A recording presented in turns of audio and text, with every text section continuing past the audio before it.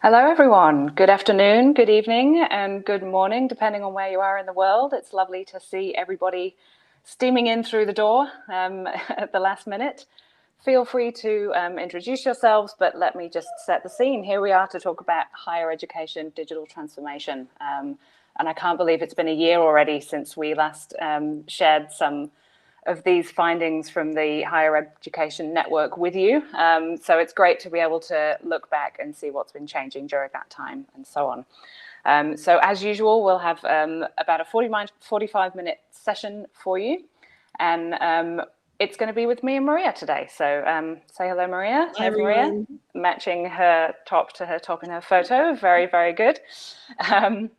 And we'll be taking you through some looking back into the framework, looking back through the insights that have come out of this piece of work, and of course inviting you to share what's happening with you and through some polls as well.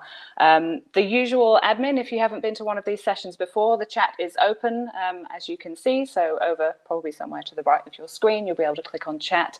Please introduce yourselves. We like to play a game of who's up the latest or who's up the earliest. At this point, looking at who was registered, you are absolutely covering most places around the globe, so please let us know where you're coming in from. And also, we've got Q&A. Little tip for you as well, in that right chat box or Q&A box, there's a little bell. If you don't want to be pinged every time somebody pops a comment in or asks a question, if you just click on that little bell, it will stop that happening for you and you won't hear it.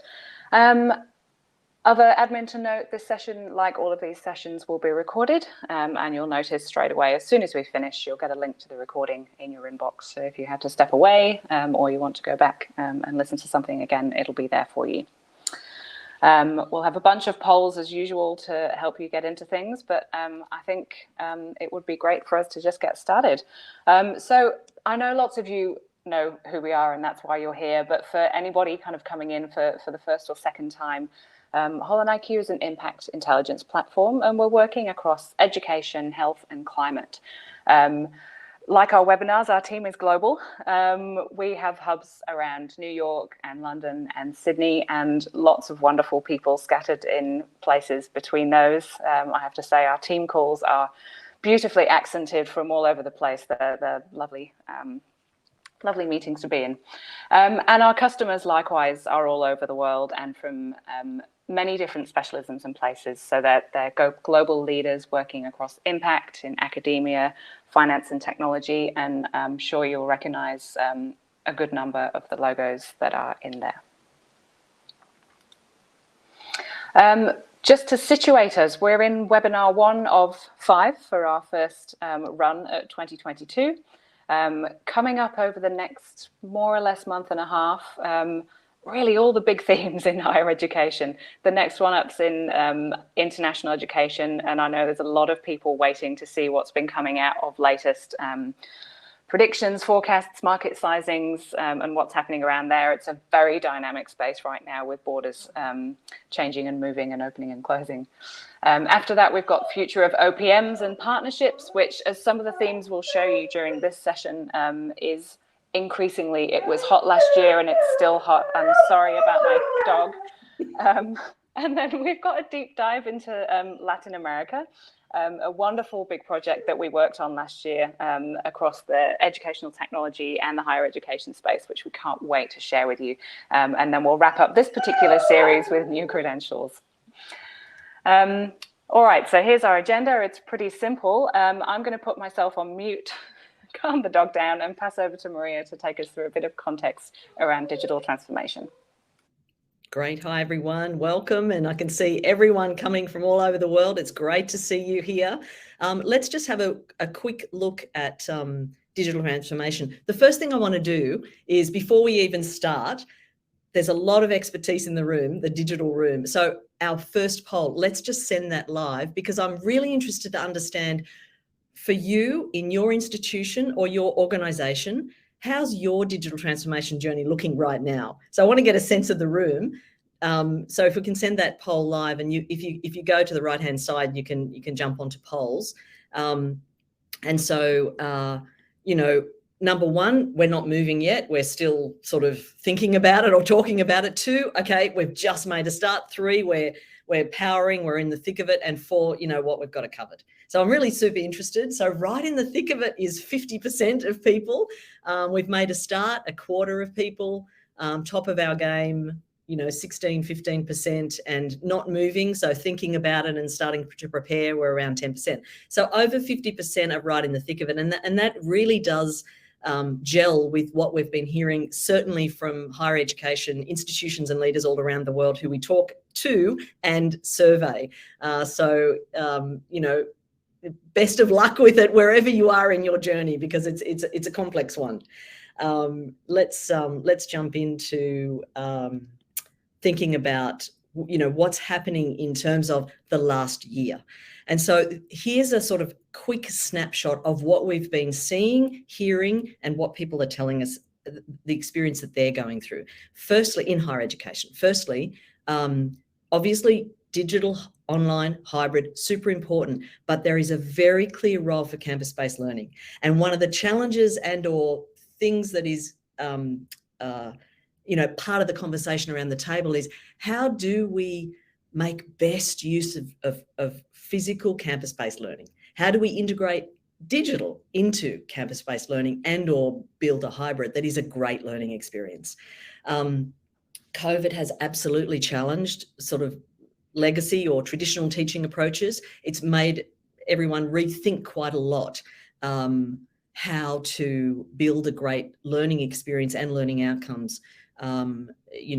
Given that now what we're seeing is people coming to the conclusion that this is not a spike that will sort of go away. It's not a hump. It's not a sort of a blip that's going to go away. It has altered things, not 100% radically different, but certainly it has altered the landscape going forward. Definitely some of the things we're hearing is around changing workforce needs. I mean, changing workforce needs has been a topic forever, of course, but changing student needs, the consumer or learner willingness to and want to study in different ways for different reasons, and some changes to, or perhaps you might call them opportunities around different types of students, different types of learners who definitely have different needs in terms of the way in which they want to learn or need to learn. We're hearing that institutional change is, internal change management, institutional change is the biggest challenge for digital transformation. I mean, that just doesn't go for universities or anything in higher education. This is just all organisations in all industries. Digital transformation is actually hard and complex. One thing we're absolutely hearing very strongly from universities is that student experience is their focus, which is of course wonderful. They care about their students. They want them to have an amazing student experience and good outcomes, of course. And the challenge is how to integrate digital there. We're also hearing a lot of concern around and thinking about equity of access, diversity, equal access and so on, has been challenged through these different modes of learning. That's top of the agenda for many institutions.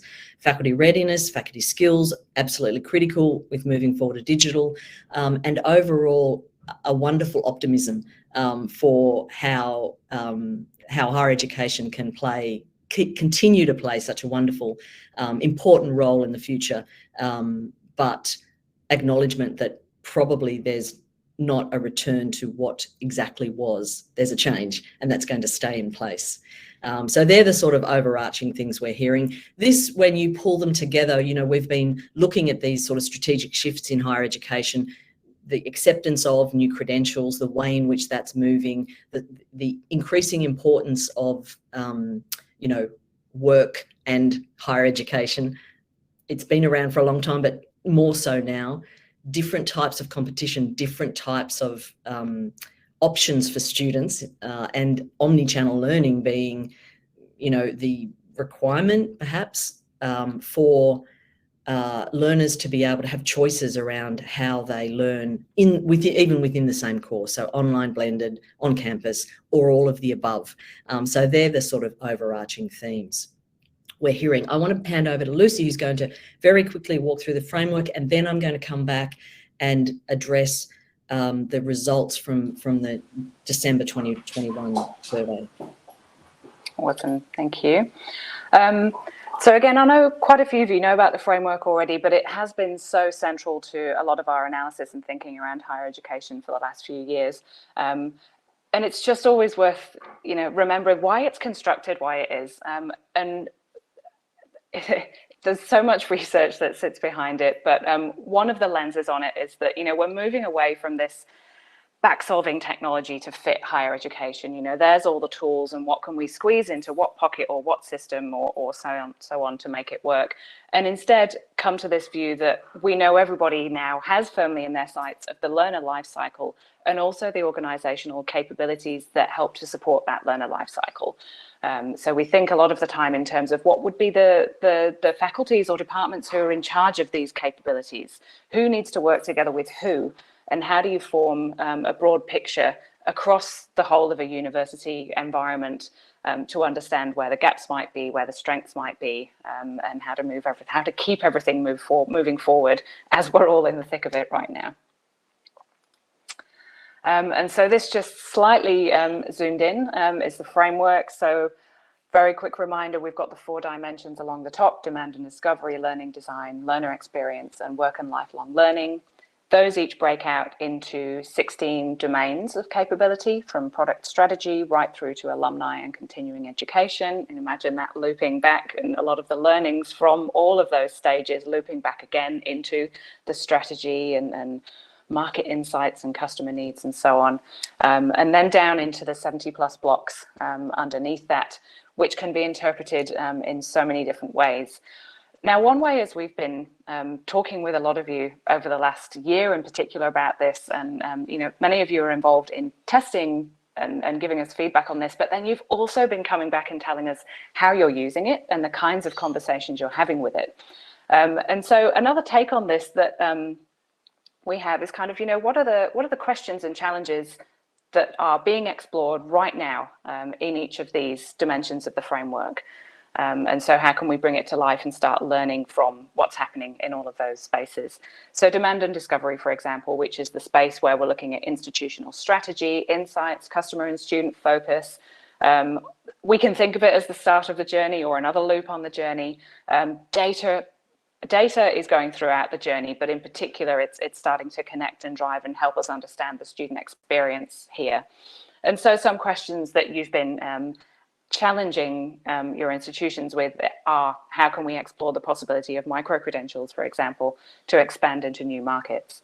How can we optimize our enrollment processes to make the student experience as smooth and easy as possible?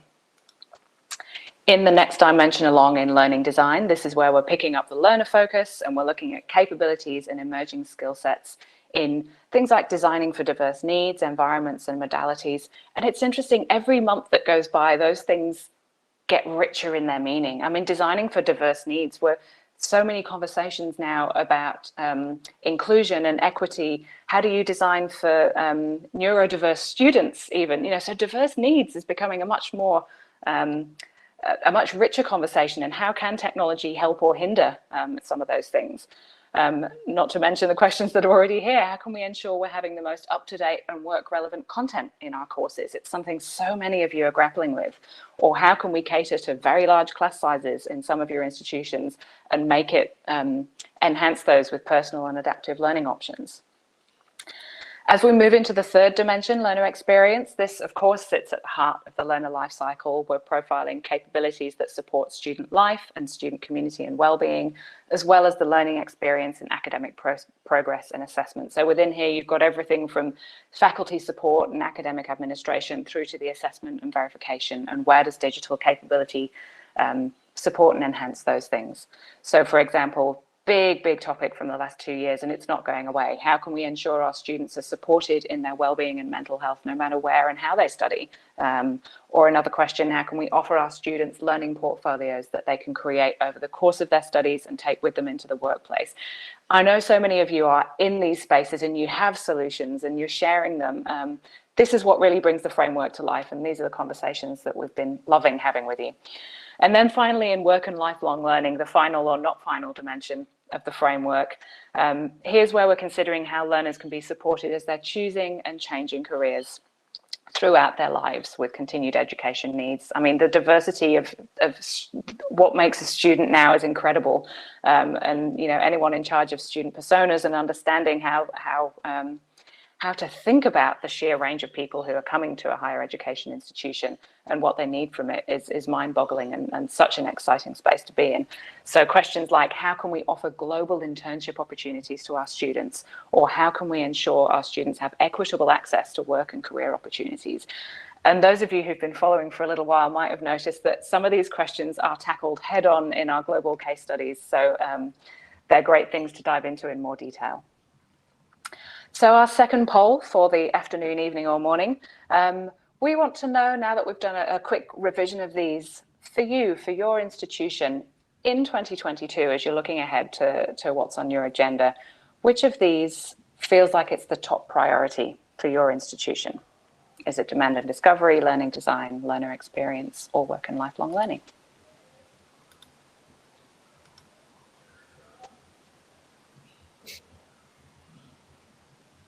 Okay. Yeah, learner experience is shooting up to the top already.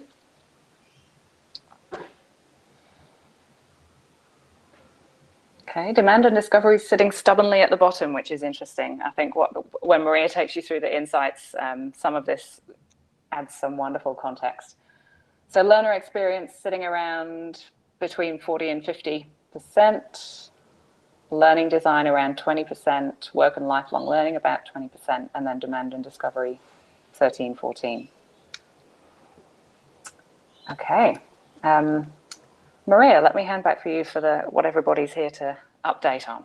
Great. Thanks, Lucy. Okay, so I want to take you through in 2020, December 2020, we did a survey of our global network and some interviews as well. And we did the same at the same time in 2021. So just in December, just gone. And I want to take you through some of the responses to that survey around digital transformation and the differences. So what difference does a year make? Well, we're all living through COVID, so we know it can make a huge difference. And here's what, the sort of just zooming right out, firstly around what are the main challenges for you facing your institution, or if the respondent was not from a university, what are the biggest challenges facing higher education in their opinion? And so here are the responses. And that was an open question with these response types or answer types, but digital adoption was the biggest, 50% of all respondents, in the last year, in the last year's survey.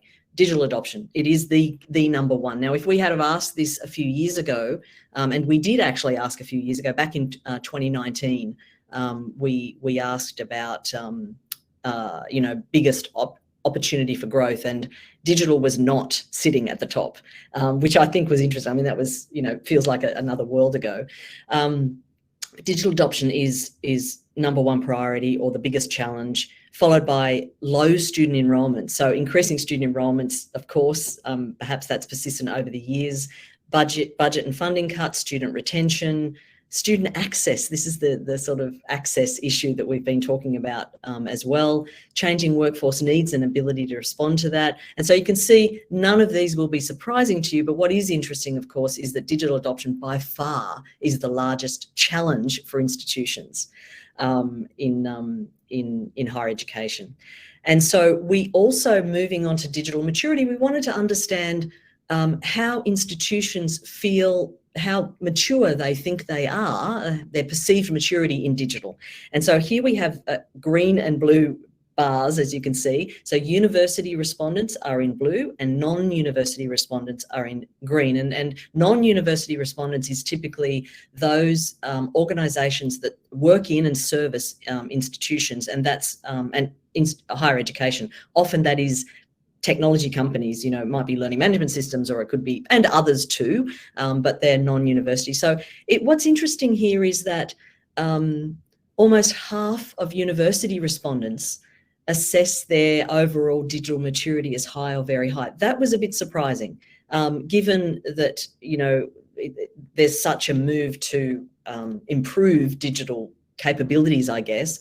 But a lot of universities think that they're okay, they're moderate. Now, these are all perceptions, of course, and one's own definition of what digital maturity is can differ by individuals.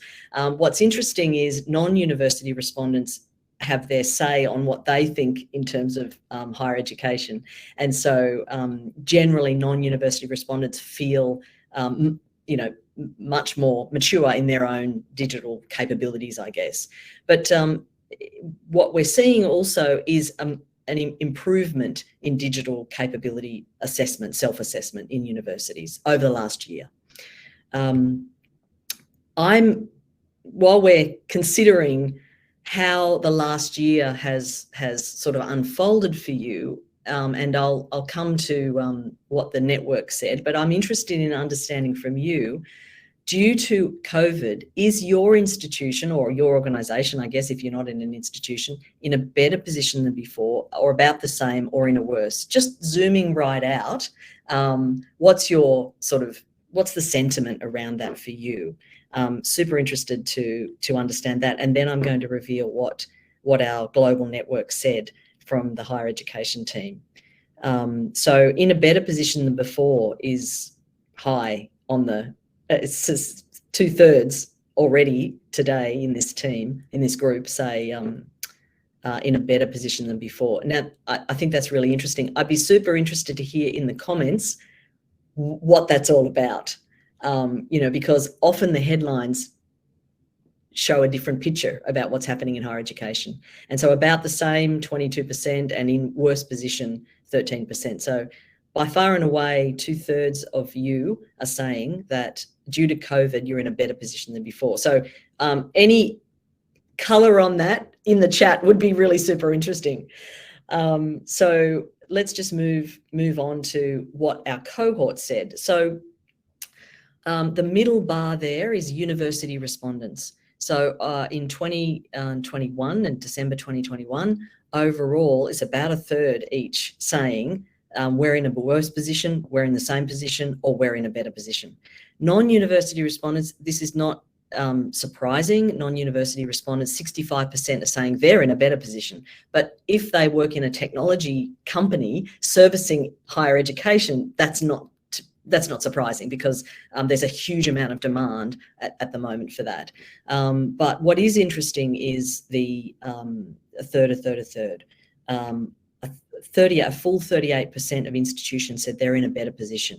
And so and 2/3 in this group today say they're in a better position. So I'm interested to see what that is, what you're thinking about there in terms of, opening to new markets, or finally perhaps being able to move forward in digital that's been a struggle for so many years. I'm not sure, but I'm really interested to see what that is. Just meta commenting on what I can see in there. I think people are having a very nuanced view on what better means. And it's not simply financially better. There seems to be, in these comments and in other conversations we're having, there's better as in, okay, we're on a journey we needed to be on. And maybe on paper things look a little worse, but we're going somewhere. So just wanted to add that. Yes, and there definitely is a bias. Thank you, Frank, because people who come to a webinar called Digital Transformation in Higher Education are typically interested in digital transformation. And if you've moved from A to B that you've been struggling to move to for some years, perhaps the perception is a better position. That's right. It does depend on the audience. So moving to capability gaps. So generally, we're asking institutions and non-institutions about where their capability gaps are in relation to people, process and technology. And here you can see between 2020 and 2021 in terms of the different bar charts. There are differences in institution size as well. And so we factored that. But basically what we're seeing here is that large institutions are saying that they have less of a gap in people, less of a gap in process, and a bigger gap in technology.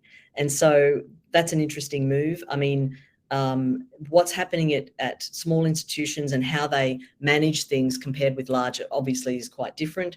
We're also seeing non-university respondents saying that they're perceiving that higher education institutions have got a less of a gap. So, you know, it's interesting to see where people think the issues are, and generally, you know, process is higher than people, but technology is a little lower. I mean, mostly universities and others feel that technology is not the issue.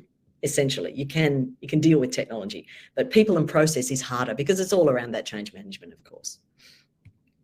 And so just moving on to ranking of digital performance. So we do ask, where do you rank in terms of digital performance?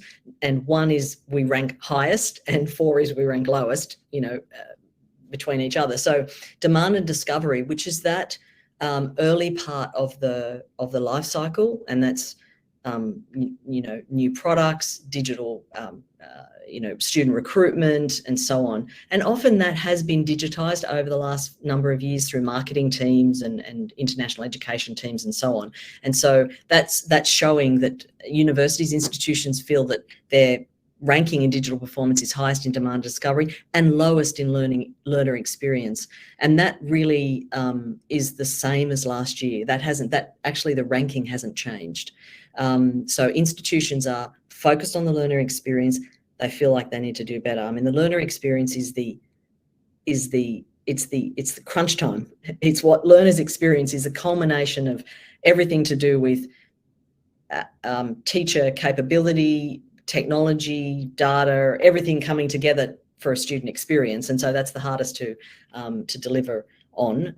But it's the area that institutions are focused on. And in terms of digital priorities, again, it's the same ranking as last year. Learning design is number 1. So here is learning design is we need to think about our products. We need to redesign our courses for a new type of hybrid or online or whatever future. So learning, we need to get better at that. We need to do a lot more there, and then learner experience second. So those dimensions haven't changed from last year. And I mean, learning design and learner experience are actually the core of higher education. That's what, in terms of the teaching and learning side of it. So that's not surprising as well. Moving to capability, just having a look at that, you know, by how institutions feel they're going in terms of capability, whether they're excellent at or strong or moderate or whatever. So you can see that, you know, moderate is around 50% for demand and discovery. They think they're okay there. Learning design, you know, 32% are saying we're strong in learning design, and there's more need in the learner experience and also in work and lifelong learning. Those areas that have been, you know, traditionally either not attended to or not attended to much, or attended to via on-campus sort of design. And so you can see how the sentiment there around, you know, capability, strength, I guess, assessment. When we compare that to last year, so on the left-hand side, the capabilities as ranked at December 2020, and then capabilities as ranked at December 2021. So what you can see here, though, is an improvement or a perceived improvement in capability pretty much across the board. From, say, in demand and discovery in December 2020, a third were saying we're emerging in this, but only 16% are saying we're emerging this. Of course, you know, we're talking about different samples and so on, but overall, we've got quite big samples. We're seeing a perceived improvement over the last year in digital capabilities pretty much across the whole part of the life cycle.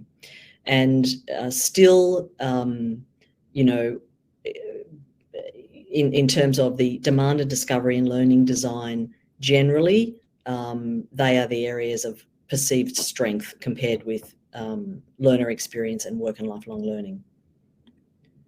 And then in terms of priorities, so this year we see blue is critical.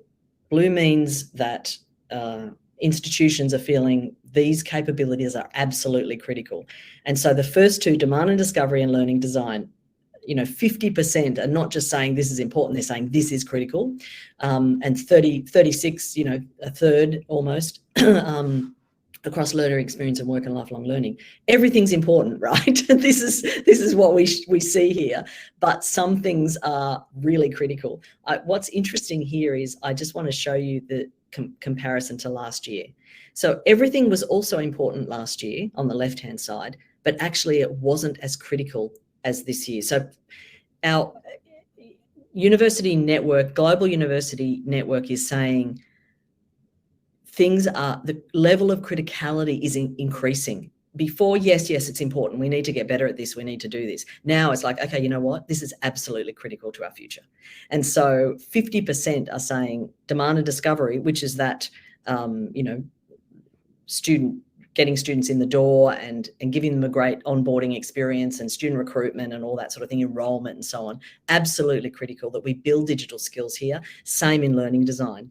It's still important all across, but I think the difference there is it's becoming more important to the sort of core future.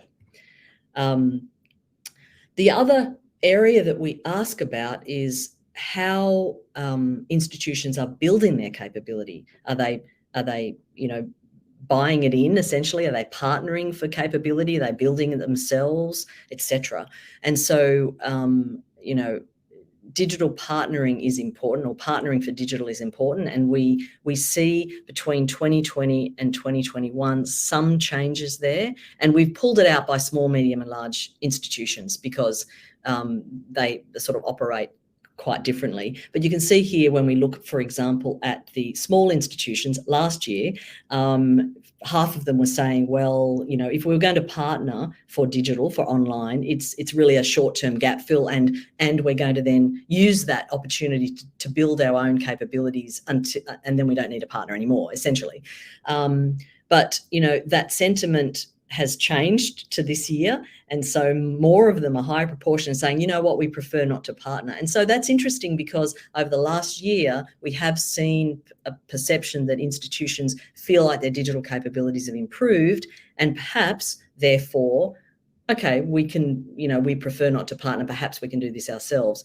But perhaps the opposite is true for large or extra large institutions, whereas in 2020, 50% were saying, we're okay, we prefer not to partner, but now that's reduced to 32% and a higher proportion, 42%, are saying we approach partnerships like a strategic, not necessarily short-term gap fill, but more a strategic, 42% strategic partnership. So I think that's interesting. We're going to keep monitoring this because, we do track partnerships between universities and other organisations that support delivery of online programs and short courses and so on. And as you can see from these charts, they're just growing enormously and continue to do so.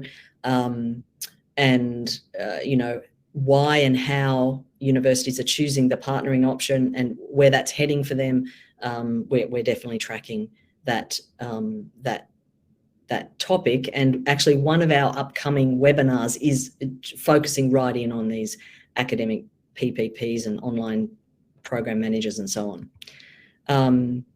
So one of the things we've been talking about is, what's happened in the last year, but looking forward, everyone's on their own digital journey. What support does your institution need in order to keep moving on their path? Super interested in this, and to share that across the group today. So is it budget and funding, access to technology, teacher training, government policy, networks and collaboration, advice on tech solutions? What is it that would support your institution's sort of journey on digital? If you want to answer that poll, that'd be fantastic, because I'm interested to see what we've got groups of people from all over the world here to see whether there's any patterns compared also with what we've been seeing around the world in our network. So budget and funding are up there in 32%. You know, digital transformation actually expensive and someone has to pay for it. I totally agree. It can't be done off the side of your desk. It can, but it doesn't work very well. Teacher training and development, so internal people capability development for sure. Advice on technology solutions, we're at 20% or so. I mean, you can choose more than one, of course, because perhaps some of these could be, you know, all of the above. But yeah, we're at 30% on budget and funding, and then 25% on people capability, essentially, 10% on networks and collaboration and so on. That's interesting. And, you know, in the other work that we've done, training of instructors, whether academics or whoever, is often the top priority, because without that training support and endorsement, I guess, it's going to be very difficult. And of course, one needs to pay for all that, so the budget and funding. Thanks for giving us your feedback on that. I'm going to hand over to Lucy. Thanks, Maria. I've realised I can't multitask. I was in the middle of responding to a chat question. Thank you. It's been such an interesting process looking through those results and kind of marrying them up with all the richness of conversations we've had over the last couple of years. It's interesting, even reflecting on the mindset that we were in when we shared this last year. In some countries, it felt like COVID was nearly over. And then, of course, it came back several times with a vengeance. So I think there's such interesting nuances in the journeys that people have been on and are still on in higher education at the moment. But of course, this is not the end of the conversation. I know many of you are already in touch with us about the framework.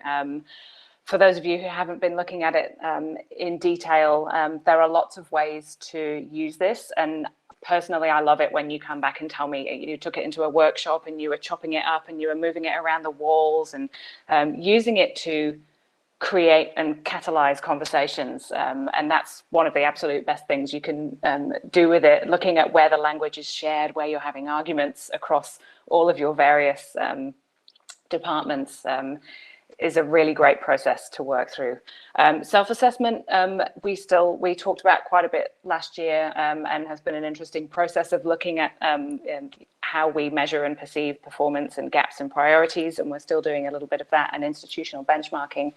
And then with those case studies last year, we've also been trying to share some of those strategic decision processes that are happening in institutions all around the world. So those people and process and technology decisions and the things that are driving those, and how does that link back to the framework?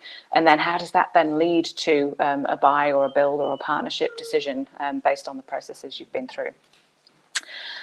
Global case studies, we have a beautiful set from, I don't know if we've got every continent yet, but they're covering some great institutions from Ireland to Mexico to a number of countries across Africa, Australia, US, and Malaysia. And they are taking you through that process of challenge and solution and implementation and impact. And we'll be coming back to those again this year as well. And then from here, the chat has been busy as always.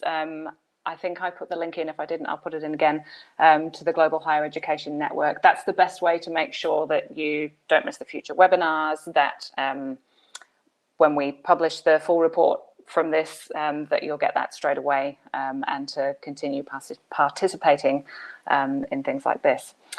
And of course, hopefully, all being well, things are becoming face-to-face again. And so this year, there's more places apart from on a screen to find us. So if you are in and around London, Europe, in March, Maria will be running a really great interactive session diving deep into the framework at the Times Higher Education Digital Universities Week.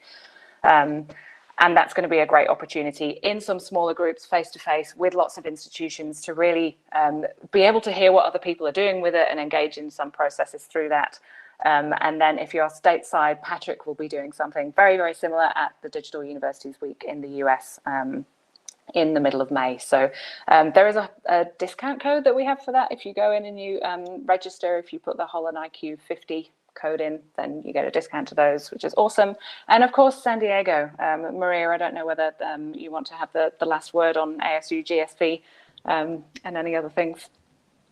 Yeah, thanks, Lucy. I think we're just sort of semi-excited about getting back face-to-face or partly face-to-face. As I said, semi-excited. We'll see how that goes. But yeah, if you're in any of those places, love to connect. But of course, our webinar series continues to, we'll continue those as time goes on. It's great to have you here. Thank you so much. And we'll see you hopefully at the next webinar. Yeah, look forward to it. Thanks, everyone.